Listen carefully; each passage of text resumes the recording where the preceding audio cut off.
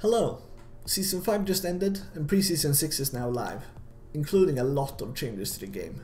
One of the bigger changes this year is Masteries. The Mastery trees now have more interesting choices and more impact on your playing style. This means that you can customize your Masteries to fit your style more than before. Previously, the choices were more focused on stats, which meant that if you didn't have the best Mastery for your champion and build, it wouldn't be optimal.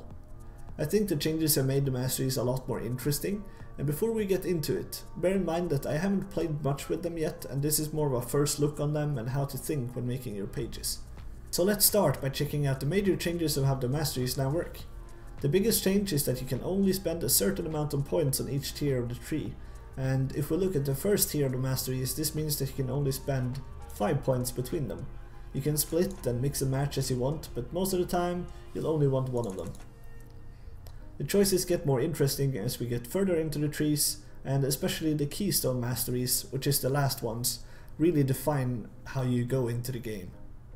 I recommend starting from the bottom when deciding what Mastery page to make, since the Keystone Masteries is the deciding factor. Don't start thinking you want to go Ferocity just because you want the damage, without checking what Keystone Mastery to go for. Compared to before, where we had offense, defense and utility, we now have Ferocity, Cunning and Resolve. While the trees are similar to the old ones, there are some notable differences between them, which I will go into as we go through them. The biggest change is that, as previously mentioned, the Masteries are no longer as stat focused, and the ones that do give stats tend to increase what you already have, or give scaling per level. Flat AD and flat AP is gone, which I think is part of the reason why they in this patch also buffed the AD of most marksmen at level 1. A lot of the Masteries are improved or updated versions of previous ones, but there are some new ones as well, especially the fun stuff down at the bottom. I'm going to start by going through each tree and explaining the Masteries, and then I'm going to make a couple of pages as examples. So let's start by checking out the Ferocity Tree. The big change here is that it no longer has the early stats, the flat stats as AP, AD, cooldown reduction, so last hitting for example will effectively be a bit harder. First tier is Fury versus Sorcery. Attack speed or ability damage, pretty straightforward. Second tier is Double-Edged Sword versus Feast. They're both old Masteries that have been improved, and Double-Edged Sword now make melee deal 3% more damage and take 1.5 more, while ranged deal and take 2% more. I don't think you want to run this on an AD carry, but if you want to go ham, it's a risky Mastery to consider. I think I will probably take Feast on almost every laner because the sustain it grants is just ridiculous. 20 health every 20 seconds is really good if you can use it on cooldown. Third tier is Vampirism versus Natural Talent. Vampirism gives lifesteal and spell vamp up to 2%, and Natural Talent gives a total of 10 AD and 15 AP at level 18, scaling per level. Fourth tier is Bounty Hunter versus Oppressor. Bounty Hunter permanently increases your damage by 1% each time you kill a champion you haven't killed before, so if you kill everyone on the opponent team at least once, you'll have 5% more damage. Note that assists do not count towards this, which probably makes it look better than it is, since it's rare to get kills on every enemy champion.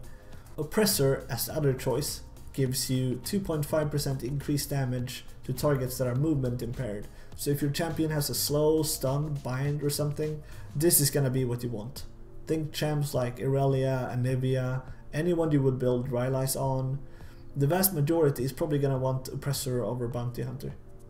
The fifth tier is Armor Penetration versus Magic Penetration, a straightforward choice before the last tier, which is the Keystone Masteries. The Keystone Masteries are shown to you in game beside the summoner spells, and your opponent can plan and try to counter this, and vice versa.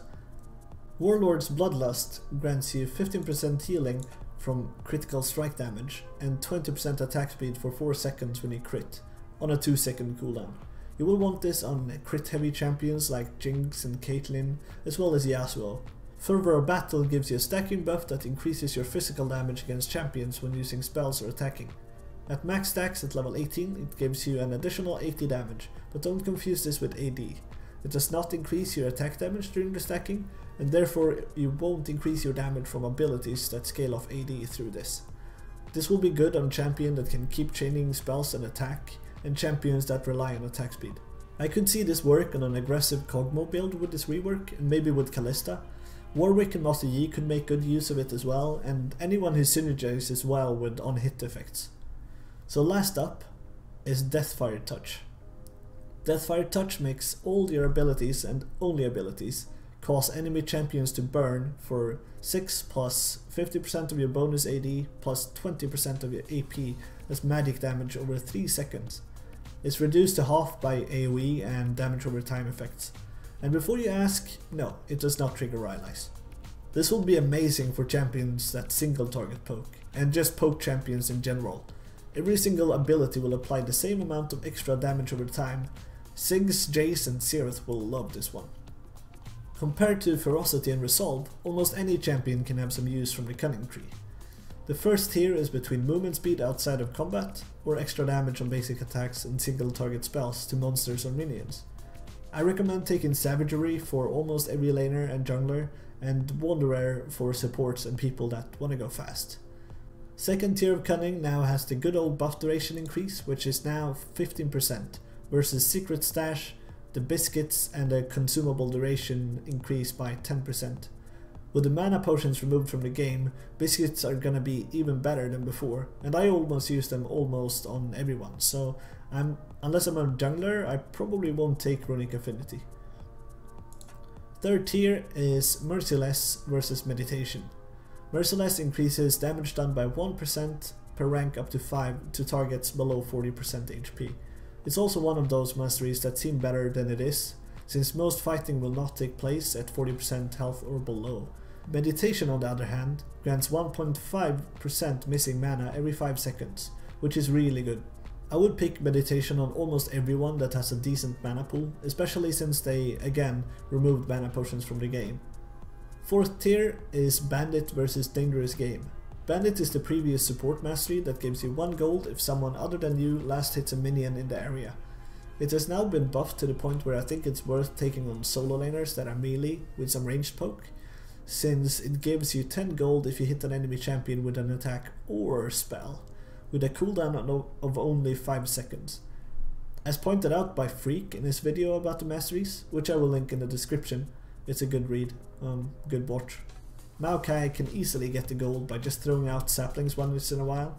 Shen, Maokai, Galio, Sion, Jarvan, anyone who can attack the champion you're laning against safely with a spell once in a while can get up to, not so realistically, 120 gold per minute. Even half of that, an extra 60 gold per minute, is pretty good. This updated version also means that if you're a Morgana support running Spell Thief's Edge, her W will proc both that and this mastery, since it's no longer triggered only by basic attacks. Ranged champions only get 3 gold for it, however, just like before, and I will take this on probably every support. Dangerous Game, on the other hand, is just as solid as before. It still restores 5% of missing health and mana on kill or assist, which is pretty good if you don't fit the previous categories of champions. Fifth tier is Flat Hybrid Penetration versus a very interesting mastery called Intelligence. Intelligence increases cooldown reduction by flat 5%, but also increases the cap by 5%, letting you get up to 45% CDR. This can be insanely good on champions with low cooldown CC and utility spells like Lux or Morgana. Effectively, it gives you 5% more CDR while still letting you build 40 as usual, which is great since they changed all CDR in the game to come in forms of 10. The Keystone Masteries in the Cunning Tree are pretty interesting. Unlike expectations based on the previous mastery versions, Cunning actually is a viable tree to go into even as something like a Burst Mage. This is because Storm Raider's Surge gives you 35% movement speed for 3 seconds when dealing 30% of an enemy champion's max HP within 2. It has a 10-second cooldown, but almost every AP carry can easily burst an enemy squishy with a spell or 2 for a burst of speed. A strong Keystone Mastery to consider when choosing what to go for. The second one is Thunderlord's Decree. Your third attack or spell on an enemy champion shocks the ground around them, dealing 10 damage plus 20% of your bonus AD and 10% of your AP as magic damage to everyone around them. On a 30-second cooldown, this can be really good if you want to get in there and do some quick AoE burst. Again, referring to Phreaks' video, Evelyn would be pretty good with this since you want to be able to get the 3 procs quickly and combo it with your burst. Another example I think that could work is Lysandra. Going in and getting the combo down quickly with the ult on someone could increase your burst potential quite a bit with this mastery. The last but not least keystone mastery in the Cunning Tree is called Windspeaker's Blessing. It makes shields and heals 10% stronger, and your heals and shields increase your target's resistances by 15% for 3 seconds on other allies. This one is really good for supports or utility mages that focus on protecting others. In general, it's gonna be amazing on Janna, Soraka, Nami, but it could also work in a protected carry comp with something like a mid lane Orianna using it. Onto the Resolve tree. For example, on the first tier you get to choose between health regen and bonus armor and magic resist. This does not increase the base armor and magic resist of your champion, so if you're not planning to build resistances, it's gonna be a waste. The second tier is Explorer versus Tough Skin. Explorer lets you roam around quickly by getting 12 increased flat movement speed in Brush and River, and Tough Skin makes you take less damage from champion and monster attacks by 2. Some junglers likely want to consider taking this, and most tanks in general. Third tier is Runic Armor versus Veteran Scars.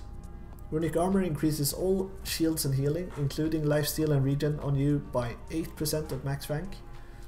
This is really good on anyone who has self-sustain. A lot of top laners are gonna want this, Mundo, Irelia, Renekton, etc. Veteran Scars increases total HP by up to 4%, which can be really good as well. If you don't have any sort of sustain, Sion and other pure tanks will want this. The fourth tier is Insight versus Perseverance, where Insight reduces summoner cooldown by 15% and Perseverance increases health regen by 50% or 200% if you're below 20% health. This choice basically comes down to preference and whether the champ you're going to play has any decent health regen to multiply. The fifth tier masteries are Swiftness and Legendary Guardian. Swiftness increases tenacity and slow resistance by 15% in total, and Legendary Guardian grants you a slightly weaker Wukong passive which increases your armor and medic resist by up to 3 per nearby enemy champion. So if you want to go fast and not be slowed, you want to get to their backline, you might want to get the Swiftness.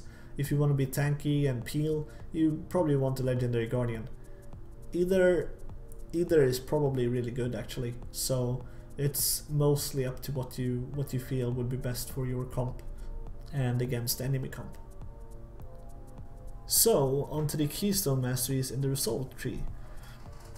Grasp of the Undying lets you every 4 seconds in combat attack an enemy champion and steal life equal to 3% of your max health if you're melee, 1.5 if you're ranged. This means that if you're Volibear running around with 3k HP, this will steal 100 HP every 4 seconds if you keep attacking them. That might not sound like a lot, but over the course of a fight it can make a good impact as long as you have some HP to back it up. Strength of the Aegis grants you a stacking HP buff that increases permanently by 20 for every large monster and 10 for every siege minion that you or your nearby allies kill, up to a permanent 300 cap.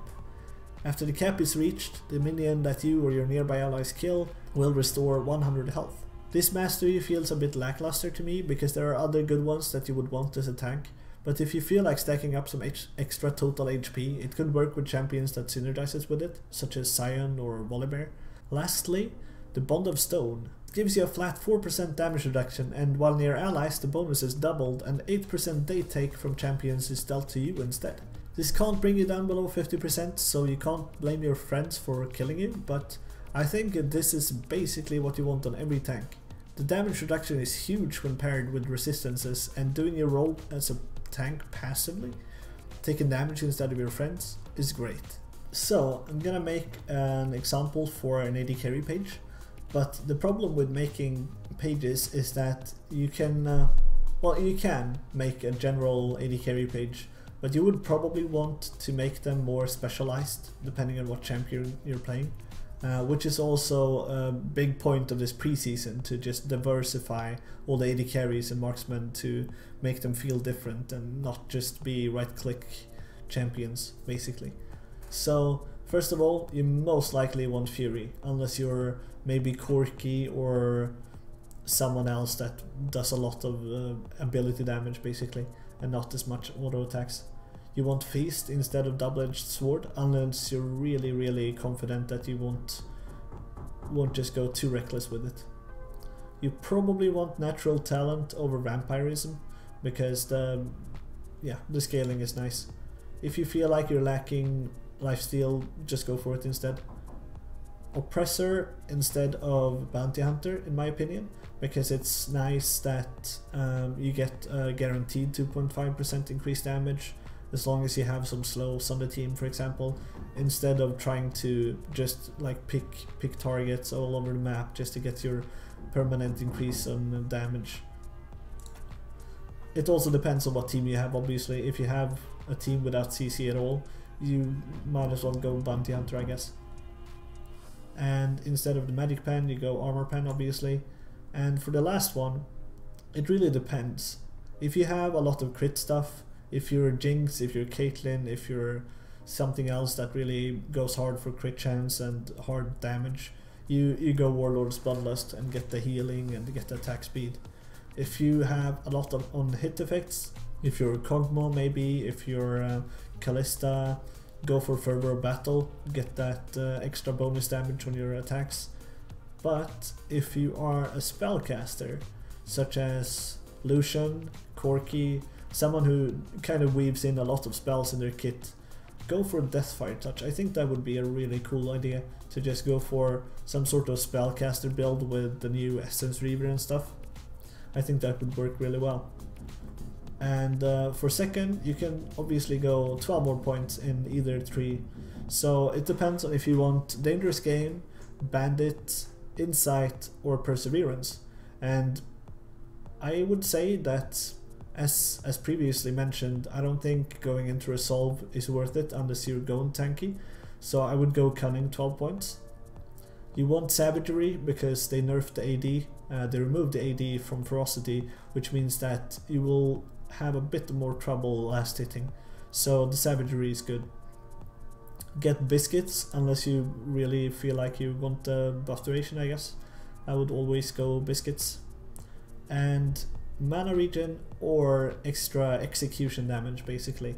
So if you're, well, every AD carry has mana except Kennen, so just go for Meditation, I would say. And then it's Dangerous Game or Bandit, and you're probably ranged since you're an AD carry, so just go for Dangerous Game. And that's a basic AD carry page here. So you can switch it up.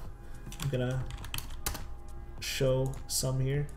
You can switch it up, like I said, you can switch for Bounty Hunter if you don't have the CC, you can switch for Double-Edged Sword if you want something else, more damage if you're a bit riskier, go for Vampirism if you think that you lack the sustain, maybe you mix a little, I don't know, you can do as you like really, both of these are fine. You probably don't want the magic penetration unless you're Corky maybe, and you know that there's like a Rammus on the other team, then sure, go for it. And then for the last one, yeah, it's really dependent on what you play. So you can do a bit as you want. So for our next page, I'm gonna make an EP carry page. This is gonna be for stuff like Annie, someone who can burst, like LeBlanc, Annie, maybe Veigar, stuff like that. So you want the increased ability damage. You want the... Here's also the same thing, kind of. You want to sustain, or do you want the Double-Edged Sword? Because it's kind of tricky. You don't want to die, really. It's the same risk. I'm gonna play it safe with the Feast. Then you want this, because Spellvamp doesn't do too good at the moment, or hasn't been doing, unless you have some good stuff in the kit like Blad. Oppressor or Bounty Hunter, same thing. You probably want the Oppressor since a lot of mages have CC, and Oppressor is really good if you already have some CC in the kit. So if you're a Nivea, for example, this would be really good because you permanently basically just deal 2.5% more damage. And that's without doing the double-edged sword thing as well. Then you want the Magic Pen, and then either Deathfire Touch or, yeah, just Deathfire Touch really. That's for just someone who can just poke them down. If you want this instead, if you want to be really bursty and like jump around with Cannibal and Blanc, then maybe you want to reset this and just go for the Storm Raider Surge. Go basic attacks, biscuits, meditation, dangerous game, extra cooldown reduction probably, and then the Storm Raider Surge for this. And then you can still go all the way down to Oppressor. So that's our AP carry page for stuff that can burst and just be quick and nimble. Just run around and roam and leave lane and kill people. And for a jungle page, like an AD carry, not AD carry, but an AD page like Xin Zhao, Vi, something like that, you probably want this. Go somewhere into Cunning. You can either go Cunning or you can go Ferocity, I guess. It depends on what you want. But I'm probably gonna go for, you could go Resolve as well if you're a bit more tanky, but I'm gonna go for a bit of an aggressive build here in the Ferocity. So I'm gonna go attack speed for the early clear. This is gonna be somewhat of a page for Vi or something. You want Feast, you want Natural Talent, you want Oppressor, you want Armor Pen, and then you most likely want the, I guess it really matters on what you want to go. You could always go skip the Armor Pen and go into the biscuit thing again.